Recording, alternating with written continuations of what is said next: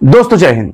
ऐसा लगता है जैसे भारतीय जनता पार्टी और उनके नेताओं ने कसम खा ली है कि किसानों को हर तरह से ये अपना दुश्मन साबित करके रहेंगे। अब हाल ही में साक्षी महाराज जो कि उन्नाव से बीजेपी के सांसद है, उन्होंने राजस्थान में एक कार्यक्रम के दौरान अपना एक बयान दिया और कहा कि किसान जो है, जो दिल्ली की सीमाओं पर अलग अलग सीमाओं पर प्रदर्शन कर रहे हैं, वो किसान नहीं है, वो या तो आतंकवादी है या खालिस्तानी है या फिर वो दलाल है। और ये सारे लोग जो हैं वो कांग्रेस के जरिए सुनियोजित किए गए लोग हैं, प्री प्लान किए गए लोग हैं, जिसमें पंजाब और राजस्थान की सरकार जो है मुलव्विस है, जो इस आंदोलन को आगे बढ़ा रही है। अब ये समझ में नहीं आ रहा है कि मोदी सरकार जो अब तक कई दौर की वार्ता कर चुकी है किसानों के साथ, क्या उसने आतंकवादियों के साथ बातचीत की थी, क्या उसने खालिस्तानियों के साथ सांठगांठ की थी, या फिर जो दलाल बैठे हुए हैं, जिनको दलाल बताया जा रहा है साक्षी महाराज के जरिए, क्या उन दलालों से मोदी सरकार ने बात की थी। यह बयान ऐसे वक्त में सामने आया है जब किसान 100 दिन से ज्यादा का वक्त गुजार चुके हैं। और इस बयान को कम मत समझिए। एक तरफ भारतीय जनता पार्टी के नेताओं को ये आलाकमान समझाया करता है कि नहीं, कोई बात नहीं करना, किसानों के मुद्दे को लेकर कोई ऐसी बात मत करें जिससे किसान भड़क जाए, अन्नदाता भड़क जाए। लेकिन वो अन्नदाता नहीं है इनके नजर में। इनके नजर में वो क्या है? वो खालिस्तानी हैं, आतंकवादी हैं, वो अब दलाल भी हो गए हैं। तो ऐसे में ये समझना होगा कि आखिर इस तरह के मुद्दे क्यों उठाए जा रहे हैं, क्यों इस तरह की बातें कही जा रही किसानों के खिलाफ। आप देख सकते हैं जनसत्ता ने भी इस खबर को प्रमुखता से छापा है, आज तक ने भी छापा है, हर चैनल ने इस चीज को, खबर को दिखाया है। और क्या लिखा है आप एक बात और समझ लें, किस तरह से उन्होंने कहा है। जनसत्ता लिखता है, किसान आंदोलन वे आतंकी या खालिस्तानी हैं, अन्नदाताओं पर बीजेपी सांसद साक्षी महाराज का बयान। और इन्होंने क्या बोला? साक्षी महाराज ने कहा है कि राकेश टिकैत 2014 में हमारे प्रत्याशी के सामने लोकदल के टिकट पर चुनाव लड़ रहे थे, लेकिन उन्हें 9000 वोट भी नहीं मिले। इन्होंने कहा है कि वो अपने राजनीतिक जमीन तलाश रहे हैं, राकेश टिकैत को बोला इन्होंने, वरना राकेश टिकैत उनकी नजर में कुछ है नहीं। ये बात अलग है कि राकेश टिकैत अगर एक आंसू बहा दे तो पूरा देश उनके साथ उमड़ पड़ता है।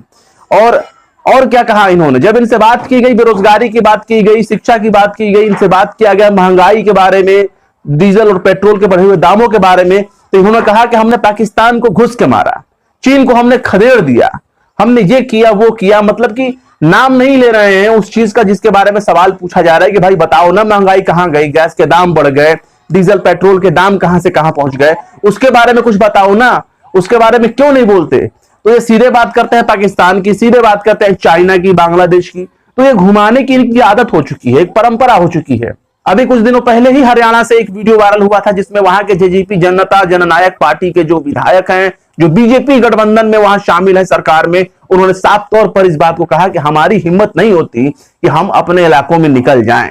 यानी हम गांव में, इलाकों में जो ना कोई रैली कर सकते हैं, ना किसानों के बीच में जा सकते हैं, ना गांव के बीच में जा सकते हैं। लोग हमें लठ लेकर दौड़ा रहे हैं और लठ से हमारी सुताई का इंतजार हो रहा है। अगर हम जाएंगे तो वहां हमें इतना पीटा जाएगा कि हमारा शरीर का कोई अंग नहीं बचेगा, पोर पोर तो जो है चोटिल हो जाएगा। उसके लिए हमें लोहे के जो है पूरे लिबास पहनने पड़ेंगे, लोहे के हेलमेट पहनने पड़ेंगे, लोहे के जो है कपड़े पहनने पड़ेंगे, ड्रेस पहनने पड़ेंगे, ताकि हम किसानों की लठ से जो अपनी हिफाजत कर सकें। इतना डर है भारतीय जनता पार्टी के नेताओं में जो हरियाणा के इलाके से है, ताल्लुक रखते हैं। उनको डर है, अगर उन्हें पता चल गया कि ये तो बीजेपी का नेता है तो जनता उन्हें मारने के लिए दौड़ा रही है। यानी उनकी बात सुनने के लिए कोई तैयार नहीं, उन्हें दूर से ही लोग खदेड़ दे रहे हैं, भगा दे रहे हैं। और भगाने पर याद आया, खुद यही साक्षी महाराज जो उन्नाव की रेप पीड़िता थी, उसके खिलाफ ये उतर आए थे। जो कुलदीप सिंह सेंगर जो बीजेपी का नेता था, उसके समर्थन में ये उतर आए थे। और आपको तो पता ही है ना, बीजेपी में चाल चरित्र और चेहरा ये है कि अक्सर बलात्कारियों के समर्थन में ये लोग रैलियां तक निकाल लेते हैं। कठुआ कांड आपको याद ही होगा।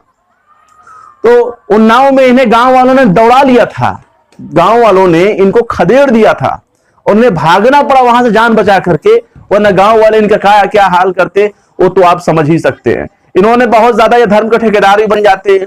ये कभी राम का नाम लेते हैं, कभी कृष्ण का नाम लेते हैं, लेकिन मुद्दों की बात नहीं करते। इनसे बात करेंगे भैया बेरोजगारी की बात करो तो सांस नहीं लेंगे। इनसे बात करो कि भैया महंगाई इतनी बढ़ गई है, उसके बारे में बात करो तो ये नहीं बोल सकते। क्यों? क्योंकि इनके पास जबान ही नहीं है, उनके पास वो शब्द ही नहीं है। तो धर्म की आड़ ले लेकर यहां वहां मुद्दे डाइवर्ट करते हैं, क्योंकि इनके पास बोलने के लिए कुछ नहीं बचा है। अब बोलेंगे तब ये जब इनके पास कोई जवाब होगा। और इस तरह से आप समझ सकते हैं कि किस तरह से बीजेपी के नेता अपने आप को समझाने की कोशिश कर रहे हैं कि घबराओ मत, किसान आज नहीं तो कल हारेंगे। और वही किसान इस बात के लिए तैयार हैं कि आप जितने दिन आंदोलन बढ़ाना चाहो, हम आंदोलन करने के लिए तैयार हैं। दिल्ली के अलग अलग बॉर्डर्स पे पक्के मकान तक बनना शुरू हो गए हैं, बांस के, कंक्रीट के, हर तरह से मकान बनने शुरू हो गए कि भाई अब आप हमें यही देखना चाहते हो कि हम यही डटे रहे, आपको कोई दिक्कत नहीं है हमारे आंदोलन से, तो हम यहीं पे अपना घर मकान सब बना लेंगे। तो आप फिलहाल क्या सोचते हैं साक्षी महाराज के इस बयान के ऊपर कमेंट बॉक्स में जरूर बताएं। वीडियो पसंद आए तो लाइक करें, शेयर करें। विभाग निष्पक्ष और स्वतंत्र पत्रकारिता को सपोर्ट करने के लिए हमारे यूट्यूब चैनल टाइम्स मेल को जरूर से जरूर सब्सक्राइब करें। फिर मिलते हैं किसी और वीडियो में एक नई खबर के साथ। जय हिंद।